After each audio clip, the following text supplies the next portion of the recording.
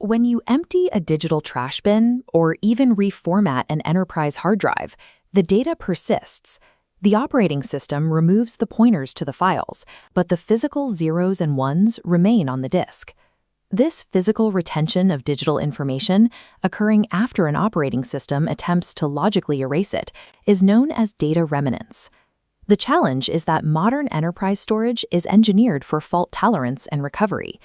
The exact mechanisms that protect a database from corruption directly conflict with the requirements of secure deletion. Because storage hardware is inherently leaky, relying solely on software commands creates a security gap. Protecting information requires stepping outside the software layer and applying rigorous administrative frameworks to the hardware itself. Effective data deletion relies on a regulated physical event that satisfies an organization's legal liability. Every piece of information follows a formal data lifecycle. It begins with collection, moves into active usage, enters long-term retention, and finally ends in destruction. As information moves through these phases, it changes states, traveling in transit, sitting at rest, or being actively processed in use.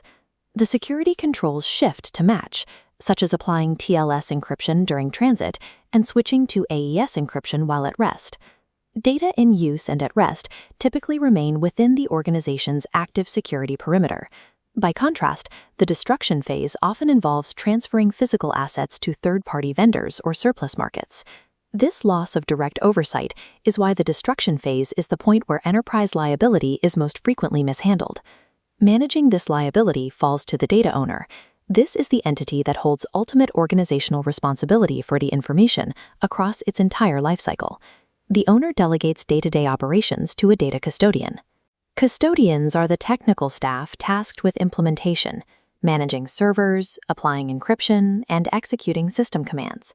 A custodian cannot effectively sanitize hardware without specific instructions. They require framework-driven guidance from the data owner to determine the necessary level of destruction. To see why software deletion fails, we must look at the physical architecture of modern storage. Solid-state drives use wear leveling to extend their lifespan, utilizing a reserve of memory blocks, known as over-provisioned space, that the drive controller swaps in as older blocks degrade. Traditional hard disk drives similarly map out bad sectors to maintain performance.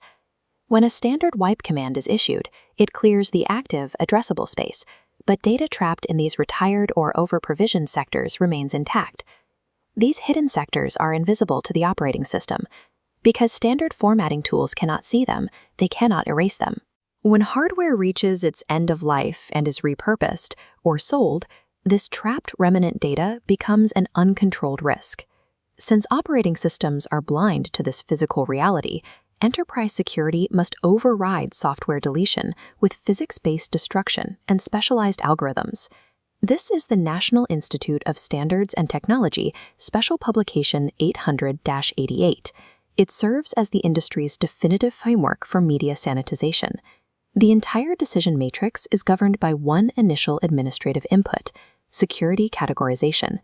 Before a technician touches a drive, the data owner must classify the information it holds as low, moderate, or high sensitivity.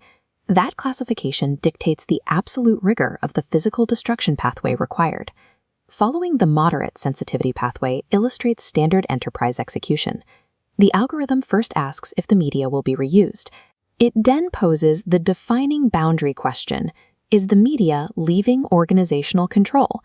Transferring a drive out of the building for sale or recycling alters the risk profile. Crossing that boundary of physical control escalates the required sanitization method. The NIST framework defines 3 specific levels of execution. The first is clear, which involves a logical, software-based overwriting of the drive's addressable space. Because clearing ignores hidden sectors, it is only an acceptable risk for lower sensitivity data that remains within the organization's physical control. The second tier is purge. Purging bypasses the operating system to reach unaddressable space. This requires physical commands sent directly to the drive controller, such as an ATA secure erase or cryptographic shredding.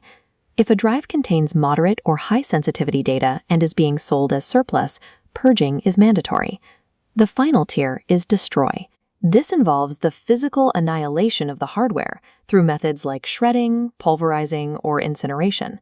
Destruction serves as the required failsafe. If a drive is damaged and purging techniques cannot be verified, the hardware must be physically annihilated.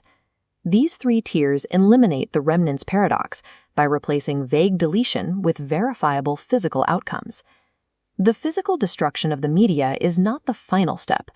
Every path in the NIST flowchart converges on two administrative requirements: validate and document. Validation requires independent verification that the chosen clear, purge, or destroy method succeeded.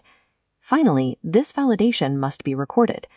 Documentation provides the non-repudiable legal proof required by compliance frameworks like HIPAA or the GDPR.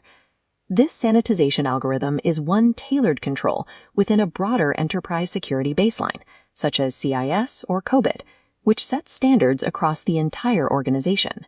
Asset security relies on this chain of custody. The business owner classifies the asset, the baseline dictates the control, and the custodian executes it. The paradox of physical data remanence is defeated through strict adherence to a documented administrative lifecycle, ensuring that when data is removed, the associated liability is removed with it.